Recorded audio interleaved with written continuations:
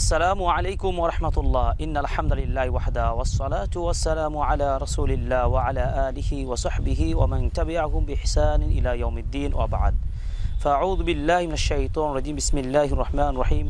লাকাদ কানা লাকুম ফি রাসূলিল্লাহি উসওয়াতুন হাসানাহ।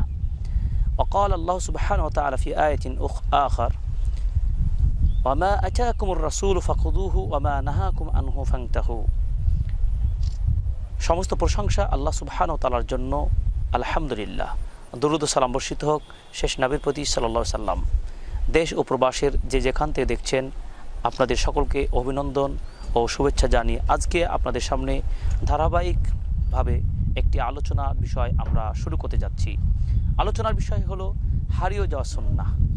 আমাদের মাঝে সুন্নাহর এমন কতগুলো বিষয় রয়েছে যা ক্রমে বছর যায়, এভাবে একের পর এক সুন্নাহগুলো দিনের পর দিন অবহেলিত হয়ে আমাদের সমাজ থেকে সেগুলো হারিয়ে যাচ্ছে, সেই সুন্নাহগুলো মৃত হয়ে যাচ্ছে। আমরা সেই সুন্নাহগুলোকে আজকে এই ভিডিওর মাধ্যমে ধারাবাহিক পর্বে আমরা সেই আলোচনাগুলো পর্যায়ক্রমে হারিয়ে যাওয়া সুন্নাহগুলো আলোচনার প্রয়াস পাবো ইনশাআল্লাহ।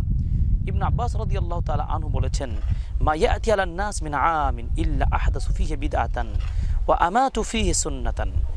বছরের যখনই নতুন বছর শুরু হয় মানুষেরা একটি করে বেদাতের আবির্ভাব ঘটায় এবং একটি করে সুন্নাহ মৃত হয়ে যায়। এভাবে একটি করে সুন্নাহ মৃত হয়ে যাওয়া তথা হারিয়ে যাওয়া, অপরপক্ষে একটি করে বেদাতের আবির্ভাব হওয়া, এভাবেই সমাজ থেকে মানুষের আমল থেকে সুন্নাহ বিদায় হয়ে যাচ্ছে। এই সুন্নাহ বিদায় হওয়ার মধ্য দিয়ে বেদাতের প্রচলন আমাদেরকে গ্রাস করেছে। এর জন্য আমাদের আজকের আয়োজন হারিয়ে যাওয়া সুন্নাহগুলো জাতির মানুষের সামনে উপস্থাপন করা। আল্লাহ সুবহানাহু ওয়া তাআলা যেন আমাদেরকে তৌফিক দান করেন, আমিন।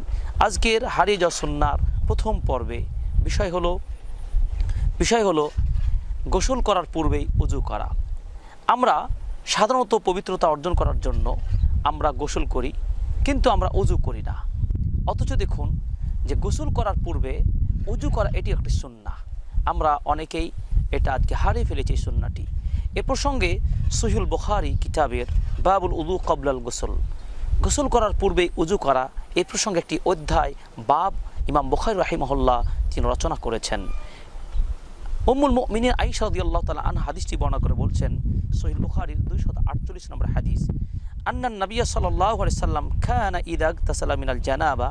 রাসূলুল্লাহ সাল্লাল্লাহু আলাইহি সাল্লাম যখন জানাবা তথা অপবিত্রতা থেকে পবিত্রতা অর্জনের গোসল করতেন, বাদা ফাগাসালা ইয়াদাইহি, তিনি সর্বপ্রথম দুইটি হাত তিনি সুন্দর করে ধুয়ে নিতেন।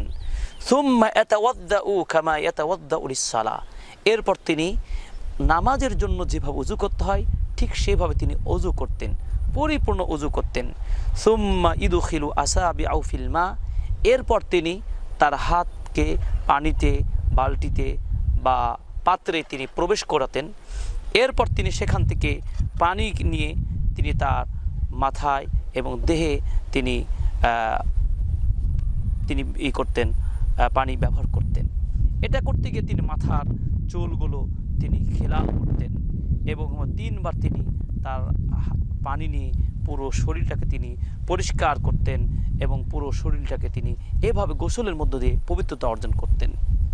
এই হাদিসে যদিও জানাবা তথা অপবিত্রতা থেকে পবিত্রতা হওয়ার জন্য এই উযু, গোসলের পূর্বে উযুর যে বিধানটি এসেছে, এরপরেও সুন্নাহ হচ্ছে যে যদি কেউ মুস্তাহাব হলো যে গোসল করার পূর্বে উযু করা, এটি সাধারণ গোসল হলেও তারপর উযু করা।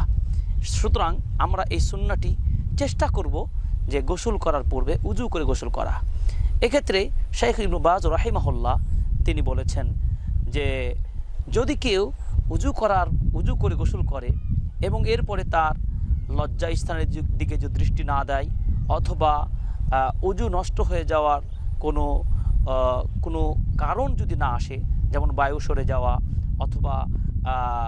অথবা লজ্জাস্থান স্পর্শ করা, এগুলো যদি না হয় তাহলে সেই গোসলের পূর্বের উযু দ্বারাই তিনি পবিত্রতা অর্জন করে এই উযু দিয়েই তিনি সালাত আদায় করতে পারবেন তথা তার পবিত্রতা পূর্ণতা হাসিল হয়েছে।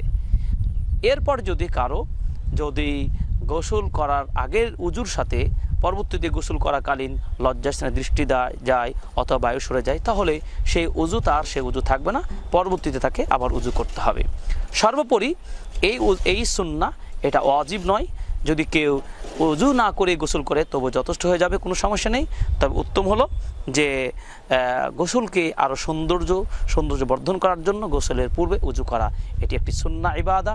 আল্লাহ সুবহানাহু ওয়া তাআলা আমাদেরকে এভাবে হারিয়ে যাওয়া সুন্নাহগুলোকে পালন করার জন্য তৌফিক দান করুন। আমিন। ওয়া সাল্লাল্লাহু তাআলা নবী। আসসালামু আলাইকুম ওয়া রাহমাতুল্লাহি ওয়া বারাকাতুহু।